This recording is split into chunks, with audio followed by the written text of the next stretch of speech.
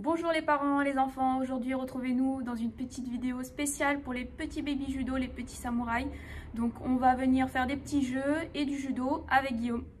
C'est parti. Bon, tout d'abord pour faire du judo, vous avez la possibilité les enfants d'enfiler vos kimonos.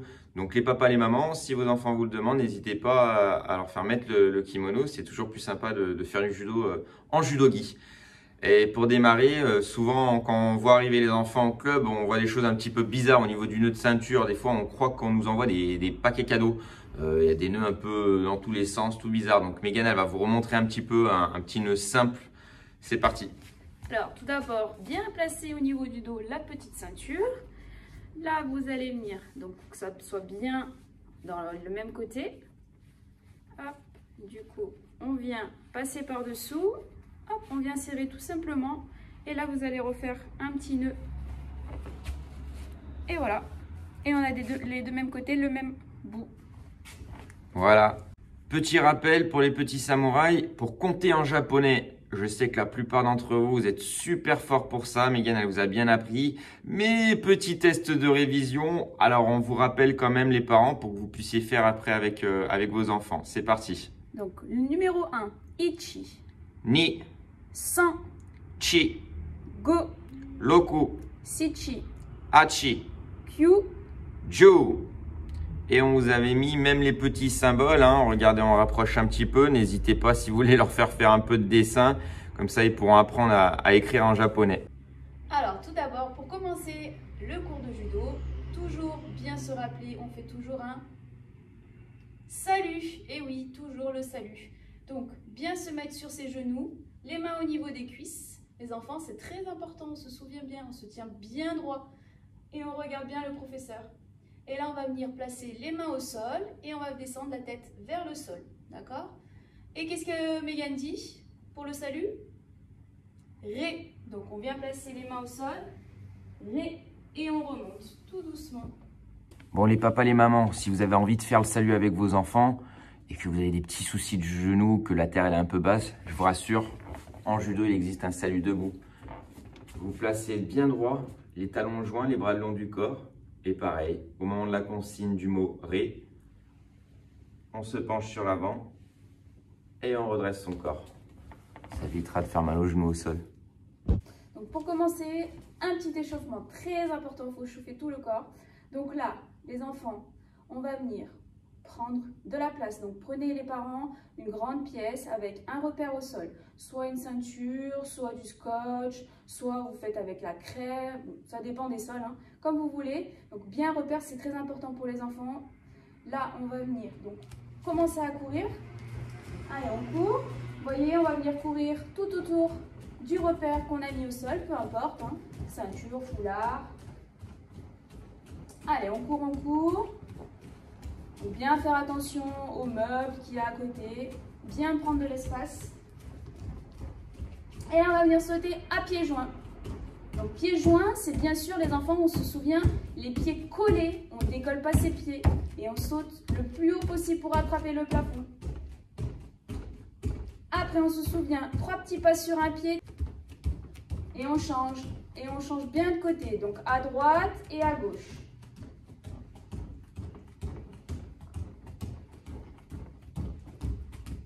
Ensuite, là, on va venir faire des pas chassés. Les pas chassés, on ouvre les jambes, on referme les jambes. Et on peut rajouter les bras. Ah, ça, c'est difficile, mais je sais que vous pouvez le faire. Allez.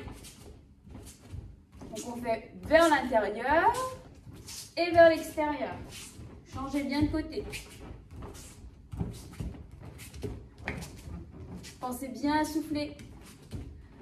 Et là, on va venir faire des tout petits pas de fourmi, des tout petits. Donc, c'est les pieds bien collés. Talons. Et là, on peut s'aider bien sûr de notre repère, notre ceinture, notre foulard, notre scotch. On peut marcher dessus. Donc, on essaye de tenir l'équilibre et de suivre son petit chemin. Et on refait. Alors là, bien sûr, on vous montre, mais vous pouvez durer plus longtemps.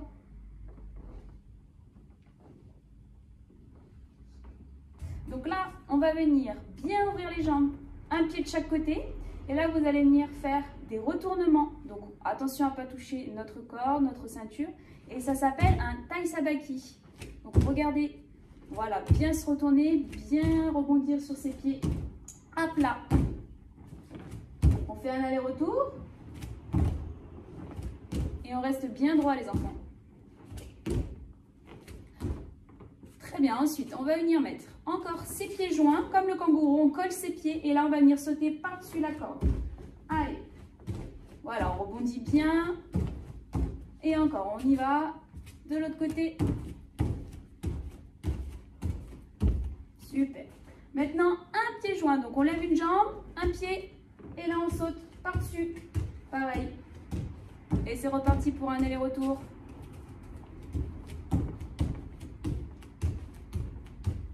Alors, les enfants ont du mal des fois avec l'équilibre, donc ils choisissent le pied qu'ils veulent où ils sont plus à l'aise. Allez, on va continuer l'échauffement avec les petits animaux, donc plusieurs petits animaux. On va vous montrer ça tous les deux.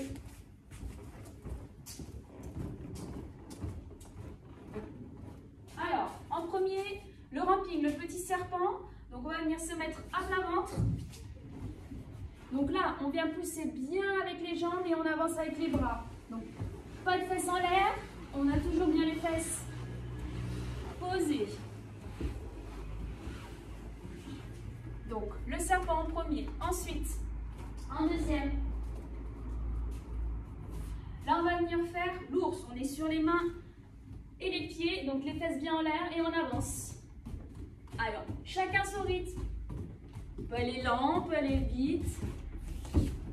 Voilà, ça c'était l'ours. Ensuite, on va venir faire la grenouille. Donc la grenouille, bien fléchir sur ses jambes et les mains bien au sol. On va venir faire rebondir, donc on va venir sauter très haut.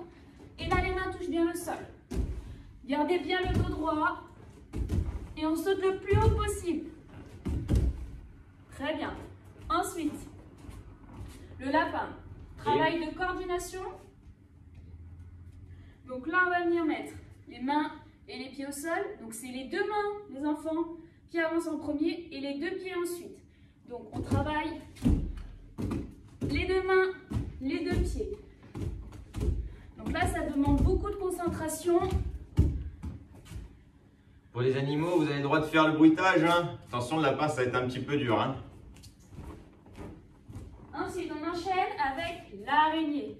Donc l'araignée, on est sur les mains et les pieds. L'araignée, on peut la faire en marche avant ou en marche arrière, peu importe. Donc là, bien sûr, les fesses sont bien en l'air, pas reposer les fesses, c'est la triche. On lève bien les fesses et on avance.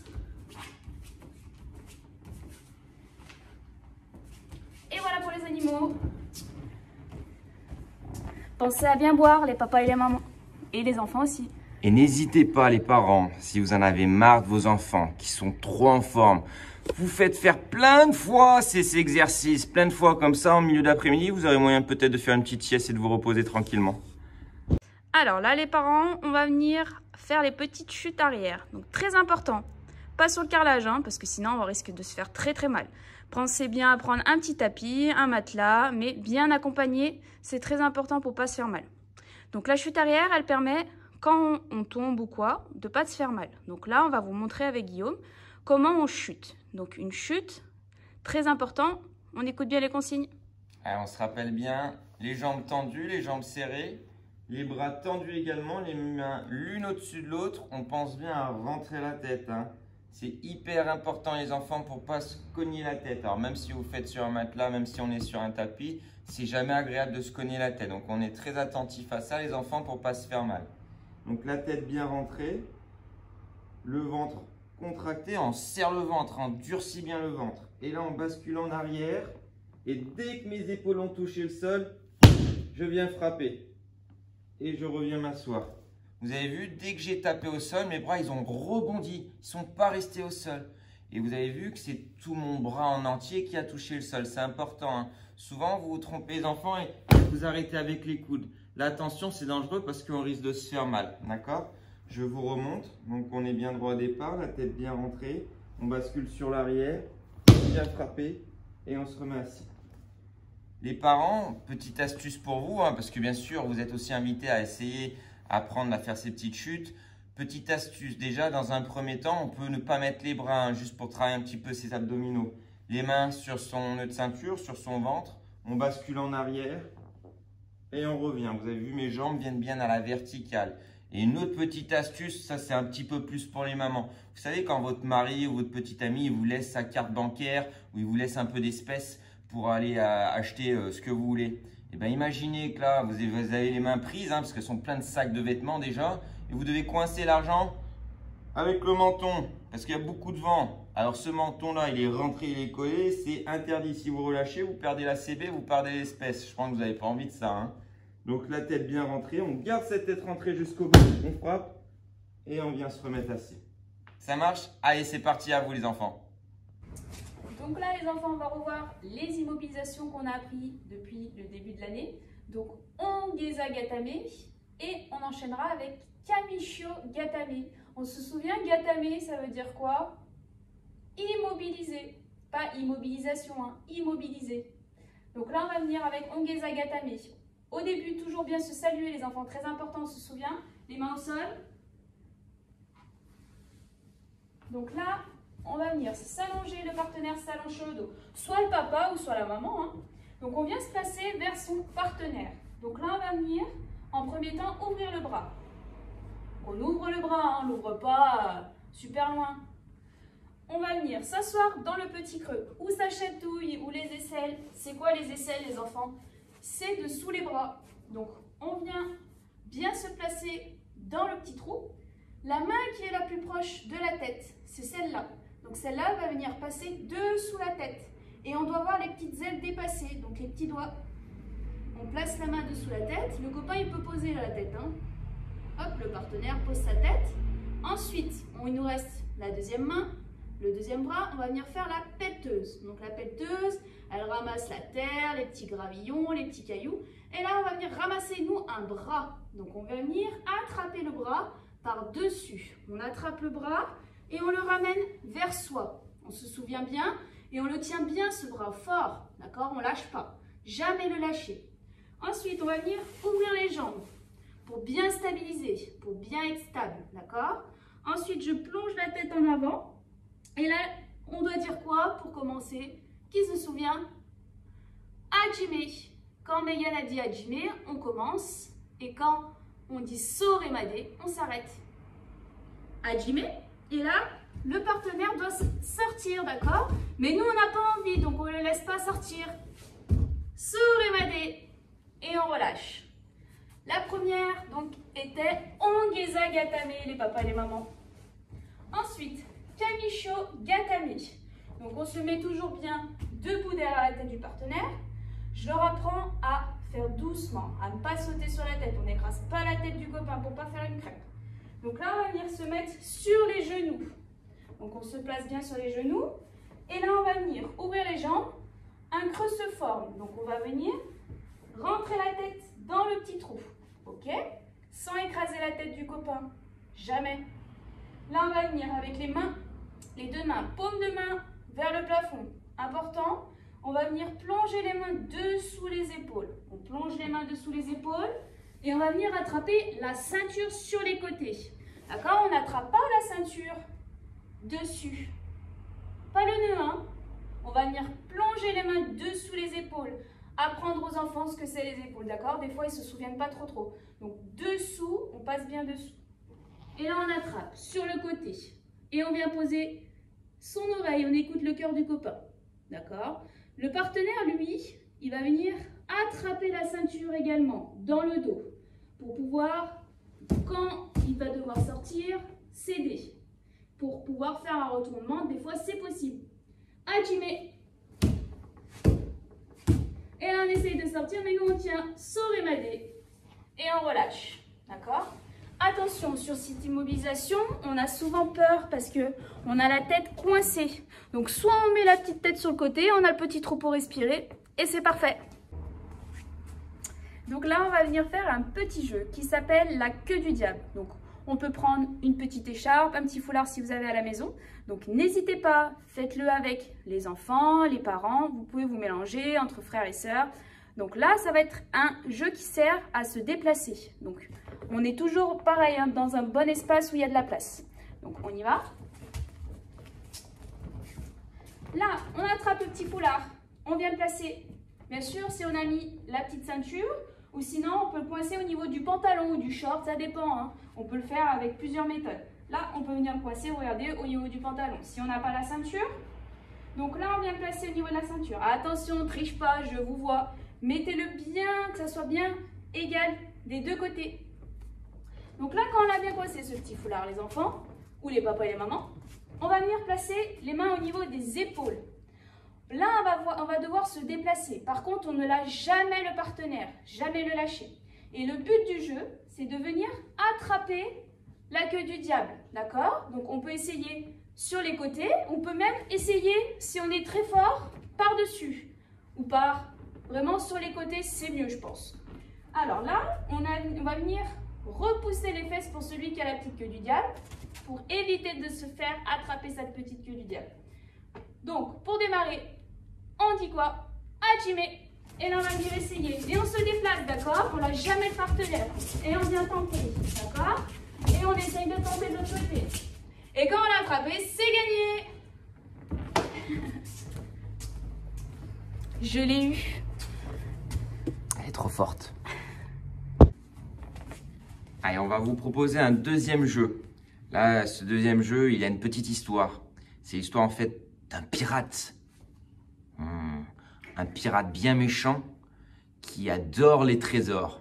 Et il tombe sur une île. Et sur cette île, il y a une très belle tortue. Un petit peu vieille, hein, mais une tortue. Et cette tortue, elle a un trésor. Et ce trésor, elle va le cacher sous son ventre. Et le pirate, lui, il a envie de récupérer le trésor. Pour récupérer le trésor, on va devoir trouver une solution pour essayer de renverser la tortue et la mettre sur sa carapace. Parce qu'une tortue, quand elle est sur sa carapace, elle ne peut plus se défendre, elle ne peut plus garder son trésor. Et comme ça, moi, le pirate, je pourrais piquer ce trésor. Donc, on va essayer ça. Donc, ma tortue, elle va se mettre ce qu'on appelle en judo une position de défense. C'est sur les genoux, sur les avant-bras et le trésor coincé sur le ballon. Coincé sous le ballon, coincé sous le ventre de la tortue. Et donc là, moi le pirate, je dois trouver une solution pour renverser ma tortue. Alors aujourd'hui, je ne vais pas vous dire de solution. Je vais vous proposer des choses, montrer, mais ce sera à vous, mes très chers pirates, petits samouraïs, de trouver une solution. Alors je ne sais pas, par exemple, on peut peut-être essayer de pousser la tortue, quoi. Mais la tortue, elle a des bons appuis qui me gênent, qui me bloquent. Peut-être dans l'autre sens, c'est dur aussi. On peut peut-être essayer d'enfiler ses mains. Et hop! J'ai gagné! J'ai piqué le trésor à la tortue. Bien sûr, vous pouvez inverser les rôles comme pour l'exercice précédent.